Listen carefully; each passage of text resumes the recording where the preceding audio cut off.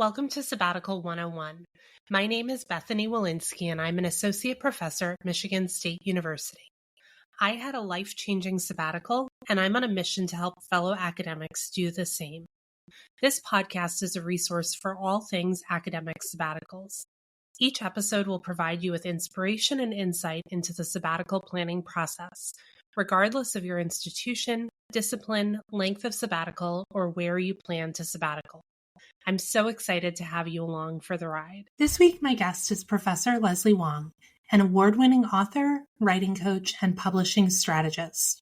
She created Your Words Unleashed to help women scholars develop the practical strategies and unshakable self-confidence to become a published author and one who thrives every step of the way. In this episode, Leslie shares tips for getting more writing done during sabbatical and provides insight into how working with a coach can support your sabbatical writing goals and your career goals. I really enjoyed this wide-ranging conversation with Leslie, and I hope you do too. Here it is. Hi, Leslie. Thanks so much for joining me today. Thanks for having me, Bethany. So I'm really excited to talk to you today about the writing coaching services you provide to academics or other scholarly authors. But before we dive into that, could you just take a moment to introduce yourself and tell us a little bit about how you got to where you are right now and what you're up to? Absolutely. So my name is Leslie Wong. I am a qualitative sociologist by training. I graduated from UC Berkeley in 2010, did the whole thing, a postdoc, 2 tenure track positions. I ended up earning tenure at University of Massachusetts, Boston. And the year I went up for tenure, I also trained as a life coach and started considering other possibilities outside of the academy. And then, of course, COVID hit and I had a child. And 4 years later, I was at a point where I had built my coaching business. Well, there's sort of a little bit in between. So I got trained and then I decided, hey, maybe I could actually do this as a side hustle. So that's how a lot of people kind of get into coaching. And then I started coaching a lot of women scholars on various aspects of their lives and their careers. But one of the thing that our sessions really seemed to center on was writing. And writing was something, like many people, I had a lot of a very love or hate relationship with. But I had also written 2 sole authored books that I had published with scholarly presses. And I was like, I have a lot to say about writing because my first book was a tortuous experience, as it is for a lot of folks. And then the second one was much, much, much smoother, much easier. And I was just a different person and a different scholar with a different set of tools and self-confidence by that point. And I was like, maybe I can develop a process around this. And then I started taking steps to create my own coaching business around writing. So that's where I am now. I left the academy in August of 2022 to focus full time on my business, which is called Your Words Unleashed. And I also have a podcast called Your Words Unleashed which Bethany is going to be on as well. It's a great podcast. I've been listening to it a lot, and it's just, you provide so much helpful insight into publishing and just a whole host of other kind of issues within the academy. Thank you so much. Yeah. So I'm excited to be here and talk about any aspect of writing while on sabbatical or just sort of generally approaching the academic career, in a more sustainable way. Yeah. And I think sustainability, that's such a key thing that comes up. And I find that so many people who come to me to talk about sabbaticals, like that's something they're concerned about. The trajectory they're on kind of pre-tenure, because most people I work with have just earned tenure and they're going into their first sabbatical and they just feel like they've been on the hamster wheel, and it's this kind of like publish or perish lifestyle is not sustainable for them. And so I would love to hear you talk more about that as we hear about your programs. Like, how can we think about doing the work that I think often people love and are very passionate about, but sometimes that gets eroded when you're just constantly trying to produce in an unsustainable way. I completely agree with you. I think ultimately, like everything for me comes back to core values. And so those qualities that when they're very present in our lives, we feel like we're much more aligned. and purposeful. And I think one thing that academics often do, and maybe just people in general, but especially academics who feel very mission driven, is we assume we know what our core values are, and we assume that our institutions also agree with our values. Yes. And what ends up happening is that there is quite a mismatch for most folks, but I think especially women and other minoritized faculty come into it and they're like, wait a second, I don't feel like I'm honoring the best parts of myself in this job. Productivity seems to be ranked higher than community. And I'm not sure if I'm really being authentic here, but I am going to do everything I can to get tenure. So that hamster wheel thing of like, I'm going to sacrifice everything, including my health and my relationships, because tenure is that marker or that milestone where I can finally relax and then become who I'm really meant to be. It's sort of like, I don't know. I think there's that kind of ideology around tenure is like, that's kind of a key to happiness. That's a moment when you can finally be more genuine or something, or do the things you want to do. And the thing is that if it's been unsustainable until tenure, there's no reason that tenure is going to actually start making things more sustainable for you. People will just you'll just be asked to do more stuff, right? So if you haven't done a lot of reflection, and sabbatical is a great time to do this reflection, but really thinking about like, what are the things that truly inspire and motivate me on an internal level? And how do I make sure that those things are front and center moving forward? That's pretty much the only way to not get burnt out. And then beyond that, because, it's both a good and a bad thing, but there's so much in the academy that does align with people's values and they can still burn out doing the things that they value. So then there's another layer of, let me actually look through all of the places where my time and energy is being expended and start to prioritize amongst those two, because I literally can't do everything. If I do, I'm spread too thin. If I do, I don't actually reach the goals that I want to reach. A lot of times I'm doing stuff that's helping other people reach their goals, and that feels good. But when push comes to shove, like I want to get my book done. I want to get these articles out. I want to get this grant. Right. So there's multiple layers of reflection that I think need to happen, and then a lot of just putting down hard limits that can feel very uncomfortable for folks that are usually taking on more rather than taking things off. So, how that ties back into sabbaticals, it's finally a time where you can put things down and you can look at them with some amount of objectivity and reassess. Yeah. And I also think what I'm learning about sabbaticals is it's hard to do that. Sometimes it takes being so burned out that you just can't move forward to really force people to relax. At least that was kind of in my case. It was just like, I had nothing else to give. But I do have clients who are like, I need to ease into some rest, but I also have these projects that I really care about and I want to move forward. And so that's where I would love to hear about your programs, because I love this idea of kind of alignment of values. And from, looking at your website and listening to your podcast, I get the sense that you're not just helping academics write the book, right? Like anyone can help you just get the book written, but you're focused on why am I writing this book? Who do I expect to read it? And how is this kind of aligned with my own mission and vision as an academic? So could you tell me a little bit more about what kinds of services you offer to scholarly writers?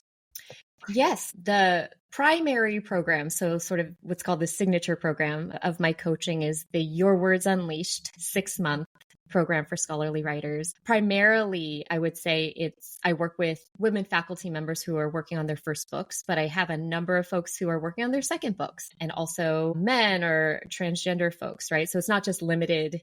And a lot of folks just working on articles as well, because writing is writing is writing. That's it. Books are, their own special kind of beast, and that you have to tame in different ways. A lot of time it's where the coaching comes in. It's a lot of mindset work around beliefs about yourself as a scholar, beliefs about your writing, identifying areas where you're getting stuck and finding ways to reframe your thoughts or beliefs or ideas so that you can move forward also sustainably, right? So what is a feasible writing schedule look like versus an aspirational one? I work with people a lot on like who do they actually want to talk to if we remove other experts from the mix, right? If you don't question who you're writing for, people sort of unfailingly try to write for reviewer number two, then they get stuck because their inner critic is so activated. And instead, we work on writing for your biggest fans,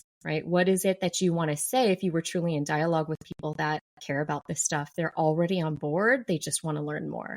They are not experts in this, but they could do something with the information. And what is it that you want people to eventually do with it, right? What kinds of transformations do you want to see your work make? And also knowing that your book is ideally going to have all kinds of ramifications and consequences and changes out in the world that you can't possibly predict right now, but it has to get out there.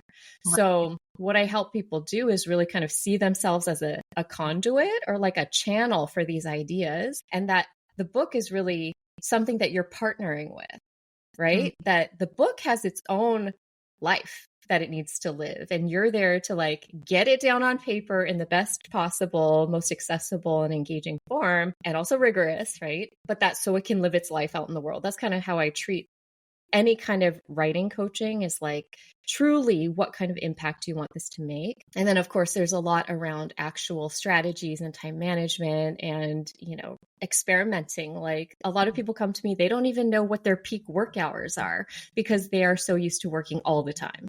Like they don't even notice, right? Or like, what do you want to be doing when you're not working is a big question. They're like, when am I not working? There's nothing I can, right? So there's a lot of that kind of like more holistic approach that we take, but ideally within a 6-month period, people will gain a sense of momentum and direction. And I feel like once you have those things, you can actually see something like a book through. And of course, I work with people sometimes for years on end because books really take a long time. But yeah, ultimately, it's around finding a sense of ease while accepting and acknowledging that writing is difficult. So it's sort of like holding that paradox at the same time, and also having some discernment, being able to tell when you as an individual are making the writing even harder than it needs to be. And then having strategies and tools to make it, to allow it to be as hard as it's supposed to be. And sometimes it's actually not that hard. It just depends on the day. So, right. So there's a lot of sort of mental reframing that goes into that process as well. Yeah. So, it sounds like obviously this would be helpful at any point in one's career. Just this idea. I love how it's this more holistic look at writing and not just, do more and more and more, but really like, why are you doing this? Who is it for? What is the work that you want your scholarship to do in the world? It sounds like the skills people develop and the insights they get from the 6 months of working with you, they can then carry that forward into like, it sounds like about changing mindset and habits so that then they're kind of prepared to move into their future writing projects in a more grounded and sustainable way. Ideally, yeah. And some of us will need more time than others, of course. Everybody needs constant reinforcement of these things, including myself. Yeah, the habits that I think we get so well trained in the academy. And so I talk a lot to my clients about like the muscle memory of just working all the time. It's actually really hard to like change that.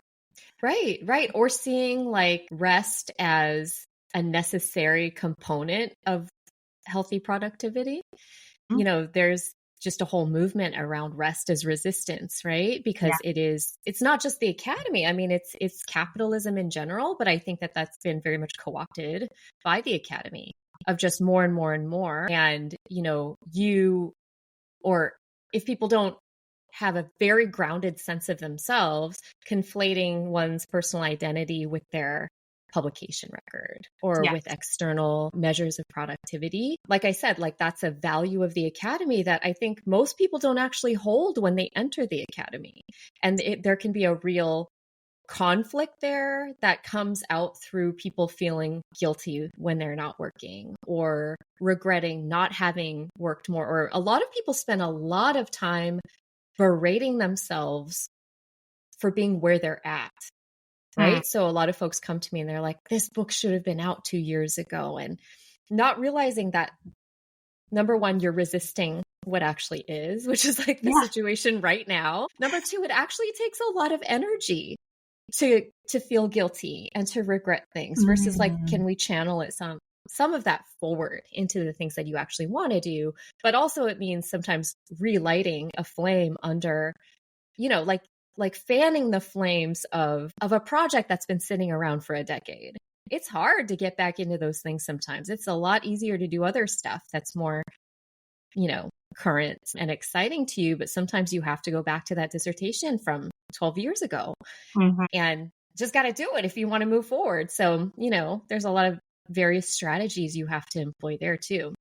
Yeah. When I think about sabbaticals and productivity and how those get tied up, kind of going back to your comment about capitalism and the kind of work more and more and the way that the academy reflects that and perpetuates that, I think sabbaticals too have gone from like the original purpose of a sabbatical was actually rest and, to kind of rejuvenate yourself so you come back and you can do the challenging intellectual work. We're creating knowledge as scholars that requires a lot of energy. And I think, I look at like the sabbatical application that I had to fill out for my institution. They don't want to know how I'm going to rest and become more creative. No. They want to know what I'm going to produce, right? Of course. So it's like the neoliberal sabbatical, right? That's all about being a more and more productive worker. And so, this is one of the things that I work with my clients on is detaching from that vision or realizing you can have a purpose for your sabbatical that's not attached to the products that your institution wants. Yes. And actually, I think what's counterintuitive about that, and which I talk about a lot, is that the more you lean into who you want to be now, work or otherwise, right? But like the more you really live into your values in various aspects of your life in different ways, the more likely you are to actually achieve those tangible outcomes at the end. Because it's not so much of this graspy quality of like desperation. I have to do that. If I don't get those, like those things show me that I am worthy versus living a worthy life on a daily basis and knowing what that looks like to you during work hours and during non-work hours. But again, the burnout can make it very, very difficult for people to do any kind of reflection, which is why most of the folks I work with who are on sabbatical do have to spend the first 2 to 3 months decompressing and then usually feel some amount of guilt over it. I have a client who has a year-long sabbatical coming up, and she just decided that she's going to not work for the first half or focus on scholarly productivity. And she is a poet. And so she wants to make space for the creative writing. So she is going to be doing creative writing, but not kind of the revise and resubmit of the journal article kind of thing. I was so excited for her when she decided that, but that's a really radical thing for someone to say, I'm just going to take 4 or 5 months completely off to rest and trust that I will get back into it. And I think, like you said, hopefully in a way that's more aligned. I think when you're living in alignment with your values, things feel a bit easier. Like there's less friction there. There's less tension. And I think there's more intention. And so I think like what your client is saying is, she's making promises to herself ahead of time that are in line with her values. I mean, I feel like most people who would probably seek out a sabbatical coach already do quite a bit of self-reflection. And they're like, I just would love to have somebody else there to help me, see this, give me more of a bird's eye view, but also like hold me accountable to the things that I say that I want to do or not do. Yeah. Versus And then again, you get people who, halfway through are coming to you and they're like, I'm not using this time in the way that I wanted to. And that's also an experience that I've had. Mm-hmm. Yeah. And so when I think about your program and kind of what I see people wanting to use their sabbatical for, it just seems like it could be such a great opportunity. Many people are seeing their sabbatical as a time to reflect on their career. It's like the time to stop, take a breath, and say, okay, what have I been doing? And what projects do I want to keep moving forward? Which ones do I want to leave behind? What do I need to start saying no to? And so it feels to me like someone who really wanted to kind of figure out their writing, but it sounds like what you do is not just about, we're going to get the writing project done. It's much bigger than that. So it could be a great time to work with you to chart a course for scholarship moving forward. Maybe get some things done on sabbatical. And I have lots of clients who are like, okay, just need to get these couple articles written, or I need to write this book proposal. But then also they do that, but then they're thinking ahead, like, okay, how do I carry this forward after my sabbatical? For sure. And, I also want to mention that I do a fair amount of career coaching as well. Mm-hmm. That's just part of book coaching a lot of times. But then sometimes people will come to me and they're like, I want a combination of writing coaching and career coaching, because they don't necessarily need me to read their stuff. I might be just totally such a non-expert that it's not helpful, or they just have a lot of peer support colleagues that, will read their stuff. But they're like, but I need to get on track. I need to figure out my goals. I need to feel better about this. I need someone to hold me accountable. And so a lot of times, I feel like the clarification of who you are as a person, as a scholar, that goes hand in hand with the goals, right? Yeah. So you mentioned sometimes people are working on projects that are outside your area of expertise. Do you work with academics in any discipline, or is your coaching discipline specific? Definitely not discipline specific. I probably currently, I think last year I actually counted it all up. I had folks from 25 different disciplines. Oh, wow. They are primarily based in the social sciences and humanities, just because I'm a sociologist by training. I do have a few clients through Princeton University Press. They've got a diversity fellowship where we help people produce book proposals, and they will send me folks from various disciplines. So, I have someone in mathematics, a couple people in biology, and the difference for them is they tend to be writing more public-facing books, so more crossover type of books. And so in some ways, it can almost be a little bit easier for a scientist who tends to do, math equations or, that sort of thing in their journal article writing, and then they have to translate it over into a book. It's such a radical shift that in some ways it might be easier than folks that are coming from the humanities and social sciences, where they kind of assume my article writing and my book writing are the same. And I'm like, no, they're not. They don't have the same audience. And they're like, well, what do you mean? I'm like, well, you want to think about with a book, how do you widen it up? How do you make sure that you are as inclusive and accessible as possible so that you don't lose people, say, with the title alone? Mm-hmm. Or, write it in such a way that it doesn't assume people know too much, right? So finding that balance between, I can trust that my reader is an educated, curious person, but not assuming that they know anything about this field. Or even if they do, it's okay, because that's a real minority of folks. And I'm not dumbing things down. I'm just making it clear. Mm-hmm. So I think you can do that with any topic in any field. And sometimes humanities and social scientists have the hardest time doing that, I would say. I think knowing who you're writing for and what's the purpose, and, sometimes you just have to write articles. Some people really like writing articles, and for other folks, it's just straight up what you have to do to play the game. Mm-hmm. And then the book is where you can really be yourself. But then what does that mean? Who are you? How do you want to come across? If you're telling me your ideal reader is your mom, or your friend from childhood who's just curious about the world, and what you're giving me to read is still for reviewer number 2, then there's some work to be done there. And so, I'm trying to tie this back to sabbatical in some way. It doesn't have to totally tie back to sabbatical. I'm sure listeners can make that connection if they've got a writing project. But I feel like a lot of people do want to work with me when they have a significant period off from teaching. So it may not be sabbatical, but they have course releases, or someone, they might be on a Fulbright. So they're doing a bunch of other stuff, but they've got this kind of freedom and flexibility with their schedule that they don't normally have, or they have a pre-tenure sabbatical, which look a lot different, I think, from post-tenure sabbaticals. But I think thinking about our conversation when I interviewed you for my podcast, I think the more intentional I think you can be around knowing you want to take some dedicated rest time in the beginning, the better.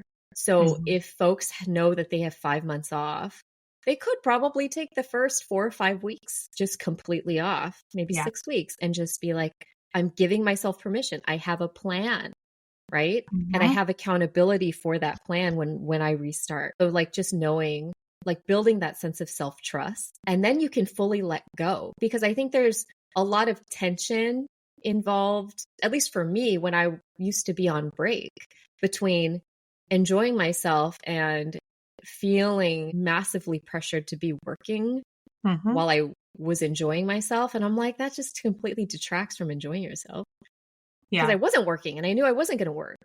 So if Right. But you you can get, constantly feel the guilt of not working, or you see the to-do list looming, and right? it just saps, number one, saps your energy, but number two, makes you very non-present with what is actually happening in front of you.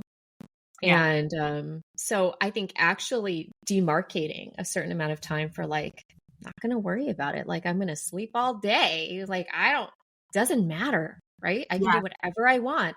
And then it's like a rumspringa, you know what I mean? Or Yeah. like there's some dedicated period of time where you can like do what you want, right? You're free to do what you want. And then you're going to get back to business, because then you've, replenished yourself, Yes. and maybe not fully even, but in a dedicated way you can't normally otherwise do. And I think what makes people nervous about that is the idea that like maybe if I stop, I'm not going to be able to get started again.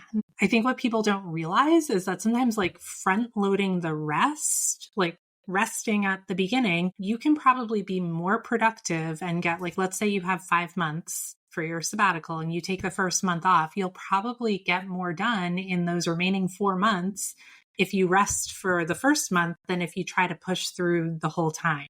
But I don't Totally. think that's really hard to believe, I think, especially when you're really burned out and stressed. Yeah. And I think I'm on a like crusade against black or white thinking, right? Hmm. It's either this or that, right or wrong. I can either be fully productive or I'm totally lazy. I'm never going to get off the couch. And it's always something in the middle.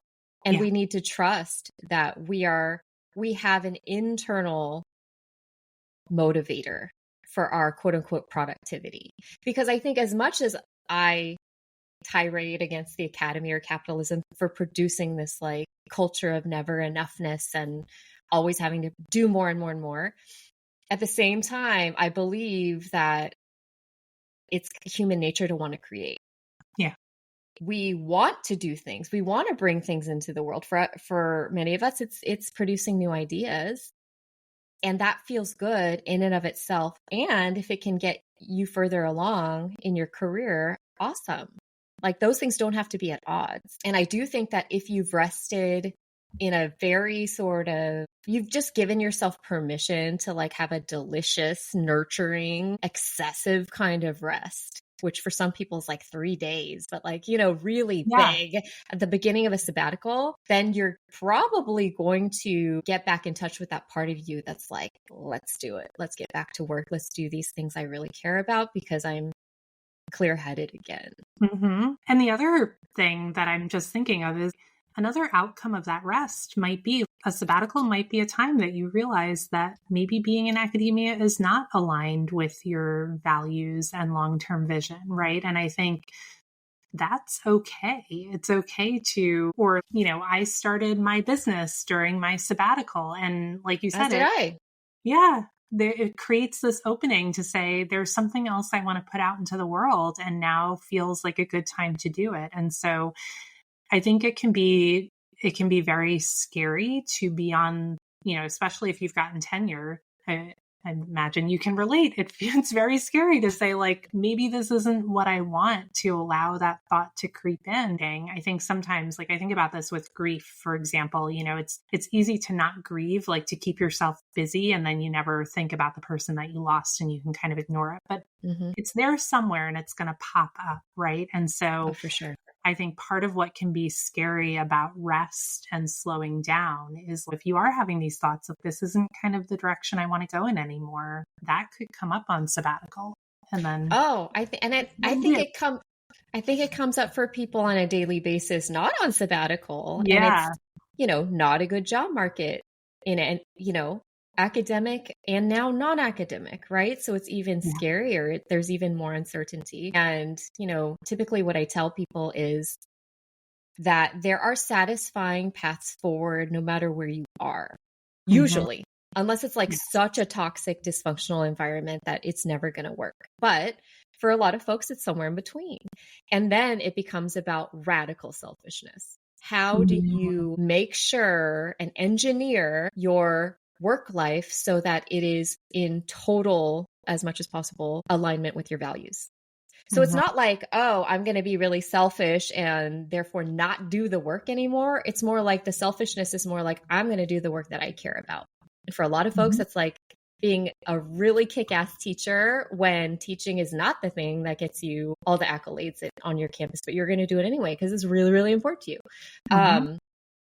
And just ensuring that you're not just living for the institution. I think it's much more accepted now to talk about leaving academia, to talk about how, work won't love you back, institutions, HR, it's like not on your side, right? Yeah. But who's advocating for you?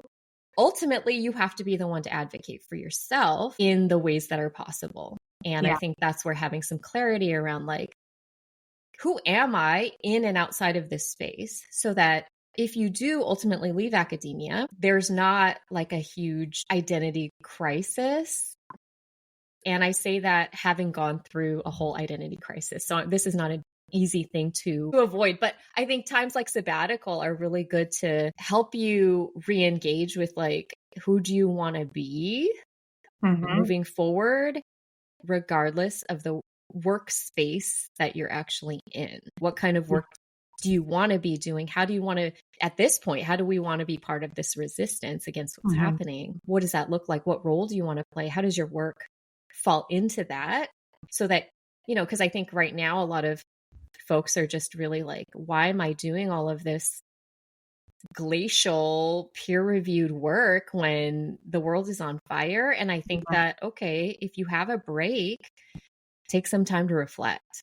Yeah. What are some other ways that you can actually utilize your ideas and your passion for this stuff in ways that have impact that's more immediate? Yeah. Yeah. And I think sabbatical is a great time to tap into your non-scholarly identity. And it's, at least for me, I was not the same person after my sabbatical as I was going into it because I totally shifted my priorities. I kind of got things back to where they needed to be. Like you said, detaching from this academic identity is really hard. And I still have those voices that are like, you should have published this or you should have done this. But then I can ask myself, but should I have? Who's demanding that of me? And I realized that is my own expectation. And of course, I have the luxury of having tenure. So I'm not working, but I don't have the same pressures. But if I want to work with teachers in Tanzania on their professional development, and that's not going to lead to as many publications, that's okay. But that's in alignment, so it's just silencing my inner critic a lot about all the shoulds that that are still there. So I think it's a constant struggle, even though I feel very confident in where I want to go. It's hard to get rid of that feeling like you're not doing enough. And I don't think the point is to get rid of it. Yeah. Right. That's true. I think it's more just like recognize that it's there and that it's not the same as you.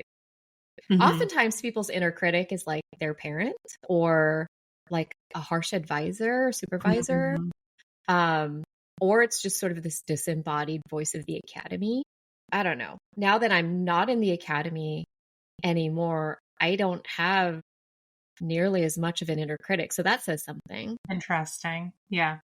Because who am I comparing myself to? Because it's a comparison game always in academia. And so I think that that's always like, I'm falling behind. And even like, if I know, like I knew this one professor that was sort of on the top, like really at the top of his game. And he was always afraid of not being at the top of his game. I'm like, there's never any happiness in this. Yeah, you can't even enjoy it. It's like getting tenure. It feels anticlimactic. You've worked so hard and you think something will significantly shift, but no one is going to shift things for you. I think that's what, if you want things to feel different post tenure, you have to make it different. Exactly. And it also means doing some investigation of yourself that can feel uncomfortable to a lot of folks. And so they don't do it. And then things continue on. Like tenure does not change people's habits. If anything, a lot of folks dig in even harder to the overwork and then they're not happy about it, right? But I feel like, any time along the way you can stop and reflect and uncover a lot of stuff, but also know that uncovering that could also lead you to question your path as well. So just being aware. And for some folks, like for me, like I had to do it because I was having this massive crisis pre-tenure of just, what am I doing? Is this really the work I want to be doing? Am I having the impact I want to have? I don't feel like I am. Like, why am I suffering so much sort of in my head? Like when I'm so privileged in all these other areas, right? So I just had to get some clarity. But yeah, I think the more clarity you can gain on like, why are you doing this? And maybe you want to start treating it as more of a job and less of a calling. And maybe that's the sustainable path forward. And what does that actually look like? And how do you then identify what that looks like and then create and hold the boundaries? Because no one's going to hold boundaries for you if you decide, well, for me, that means working 9 to 5. Right. No one's going to stop emailing you at 8 p.m. It's up to you to not check your email or to not respond to email, right? Yeah. And I do know that, like, since I left the academy, well, I would say 2020 was where my head was really like, I'm definitely leaving. So that was always what I was moving towards. I think faculty workloads have gone up by a lot because I was only teaching 1 year post-COVID. And that was enough for me to be like, I got to go. Like this is not even what it was before when I was feeling like I was drowning. So I also recognize that. So that's the tough thing about boundaries is you can have all the boundaries you want and there's still going to be cracks in them probably. But I do have a lot of my clients will say, you'd be so proud of me because my dean emailed me to be on this committee, this task force, and it would have taken up a ton of time. And I told them no, like I'm just like standing up for what I know to be important, which is my work. I have to get my work done, and they know that too. Deans know that too. Yes. But like a lot of work done. yeah, but a lot of folks would not say no to their dean.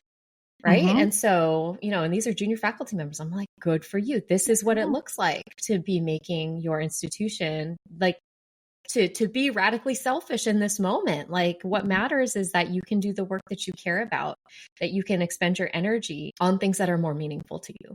And maybe that task force would have been meaningful too, but it's not the right time. Exactly. And probably often I think the reason we don't say no is because we're worried about the negative ramifications. I think sometimes we feel like, oh, well, this is an opportunity I won't get again. But it's like, no, there's always going to be another dean's task force for you to join. And so totally, if it's the right time and it makes sense, then and you want to do it, then do it. But if it's not the right time, like good for your client for. But also recognizing that it's not the right time. Yes. Because folks just tend to add more and more and more. Yes. And they look at their schedule like 2 months, 3 months from now, and they're like, I have the time. And then it rolls around and they're like, but I never have the time. Yeah. And now I'm so far behind. It ends up being like a thing to berate yourself with instead of like a realistic assessment of I never did have the time. Yes. Right. It's kind of like I had this sort of radical realization that laundry is never done.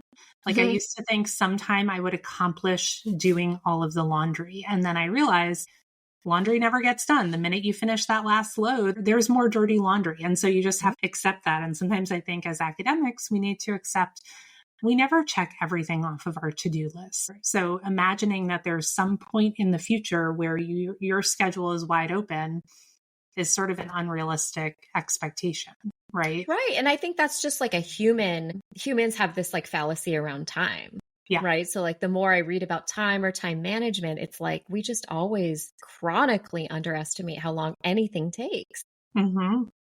Or like people think they have 8 hours to write, but like they've got a dental appointment, they have to buy groceries and they have to pick up their child. Do they have 8 hours? Right. So and it's just like being more realistic. 8 hours. Yeah. And you totally can't. Well, there's a small minority of people who can. And I will always say there's some people that like they block out their Fridays for writing and they literally write all day. It's a minority.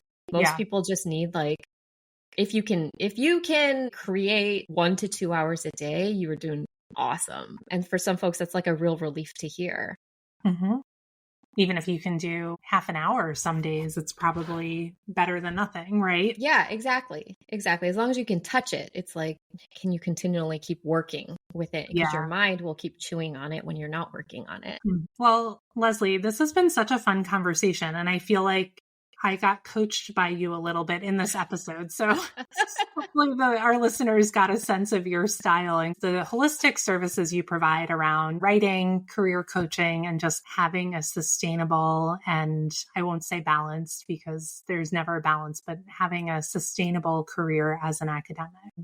I think it's possible. And I also think that academia can be one path or a stepping stone to other great things in your life too. So I think just knowing that the one constant in all of it is you, and you staying as emotionally and physically and other kinds of ways healthy, I think Yeah. is the most important thing. Yeah. Because in the end, I don't know, we live longer and longer lives. You can do a lot of stuff in your life, and you might be an academic till the end and you might not, but let's just, as long as you're in it, like, make it worth it. Yeah, sure. And that way you have the time and energy and health to do other things outside of your job that you enjoy and that, feed your soul. 100%. Thanks so much for having me. Well, thank you. So, Leslie, where can listeners find you if they want to learn more about what you offer? My website is yourwordsunleashed.com, and same name for my podcast. And I do have an email listserv you can sign up for from my website, and I send out weekly tips and strategies and announcements about my podcast and others. So please join that too. Okay, great. Well, I will put those links in the show notes, and thanks again for joining me. Thank you. I hope you found this episode of Sabbatical 101 helpful and inspirational as you think about your own sabbatical. If you want to read more about sabbaticals or get even more support for planning your own life-changing sabbatical, head over to my website, www.bethanywolinsky.com, to read my blog and for more information about my sabbatical coaching program.